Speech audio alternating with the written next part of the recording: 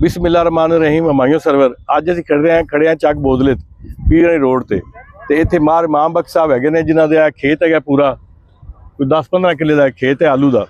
ਤੇ ਉਹਨਾਂ ਨੇ ਐਲਾਨ ਕੀਤਾ ਹੈ ਵੀ ਇਹ ਜਿਹੜਾ ਦਿਲ ਕਰਦਾ ਪੱਟ ਕੇ ਲੈ ਜਾਓ। ਅਸੀਂ ਮੌਕੇ ਤੇ ਆਏ ਹਾਂ ਤੇ ਇੱਥੇ ਸਾਰੇ ਦੋਸਤ ਖੜੇ ਹੋਏ ਨੇ।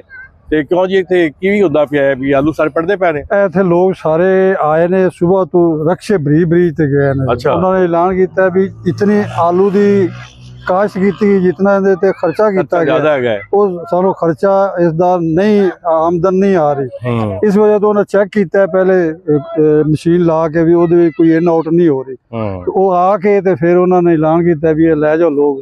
ਚਲੋ ਪੜਦੇ ਹੁਣ ਤੁਸੀਂ ਪੜਦੇ ਪਏ ਸਾਰੇ? ਹਾਂਜੀ, ਇਹ ਸਾਰੇ ਲੋਕ ਅਸੀਂ ਪਟ ਰਹੇ ਆ ਤੇ ਪਟ ਕੇ ਰਕਸ਼ੇ ਬੋਰੀਆਂ ਭਰ ਕੇ ਲੈ ਕੇ ਜਾ। ਅੱਛਾ, ਸਾਰਾ ਪਿੰਡ ਲਈ ਜਾਂਦਾ, ਸਾਰਾ ਸ਼ਹਿਰ ਲਈ ਜਾਂਦਾ। ਇਹ ਸਾਰੇ ਦੋਸਤ ਖੜੇ ਨੇ, ਬੋਰੀਆਂ ਪੱਟੀ ਜਾਂਦੇ। ਆਲੂ ਤੇ ਮਾਸ਼ਾਅੱਲਾ ਬੜੇ ਸੋਹਣੇ ਨਿਕਲਦੇ ਪਏ ਨੇ।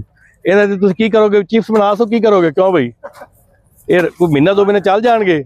ਮਤਲਬ ਤੁਹਾਡੀ ਤਾਂ ਈਦ ਹੋ ਗਈ ਸਮਝੋ। ਹੈ ਜਾਨਵਰਾਂ ਨੂੰ ਪਾਇਆ ਜਾਣਾ, ਜਾਨਵਰ ਪਾ ਆ ਵੀ ਖਾਓ ਕਿ ਜਾਨਵਰ ਕੀ ਪਾਣਾ? ਆ ਵੀ ਖਾ ਸਕਣ ਤੇ ਜਾਨਵਰ। ਇਹ ਜਾਮਨਾ ਮਰੀਆ ਨਵਾਜ਼ ਸਾਹਿਬਾ ਦੇ ਵਿਜ਼ਨ ਦੇ ਮੁਤਾਬਕ ਇਹ ਸਾਰਾ ਕੰਮ ਹੋ ਰਿਹਾ, ਕਿਉਂਕਿ ਪੰਜਾਬ ਵਿੱਚ ਹੋਰ ਕਿਸੇ ਦਾ ਕੋਈ ਨਾ ਸੋਚ ਹੈ ਨਾ ਵਿਜ਼ਨ ਹੈ। ਮਰੀਆ ਨਵਾਜ਼ ਸਾਹਿਬ ਦਾ ਵਿਜ਼ਨ ਹੈ, ਉਹ ਚਾਹੁੰਦੀ ਹੈ ਵੀ ਕਿਸਾਨਾਂ ਦੇ ਹਾਲ ਹੋ ਜਾਵੇ ਤੇ ਕਿਸਾਨਾਂ ਦਾ ਅੱਲਾ ਦੀ ਮਿਹਰਬਾਨੀ ਨਾਲ ਹਾਲ ਹੋ ਗਿਆ। ਤੇ ਸਲਮਾ ਬਾਟ ਸਾਹਿਬਾ ਜਿਹੜੀਆਂ ਰੇਟ ਚੈੱਕ ਕਰਦੀਆਂ ਨਾ ਜੀ, ਉਹਨਾਂ ਨੂੰ ਮੇਰੀ ਆਫਰ ਹੈਗੀ ਹੈ, ਦਰਖਾਸਤ ਹੈ ਵੀ ਆਵਣ ਇੱਥੇ ਰੇਟ 0/0 ਹੈ। ਕਿਉਂ ਵੀ 0/0 ਹੈ, ਫ੍ਰੀ ਦੇਤੀ ਸੀ ਹਰ ਸ਼ੈ। ਠੀਕ ਹੈ ਜੀ।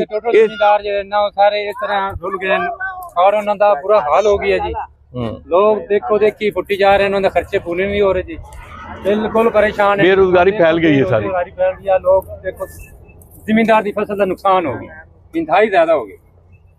पूरा की झोली भर के ले जाना खास की यही आलू है। तोनल जा झोली, तोनल जा। ठीक है लो जी, अल्लाह हाफिज जी।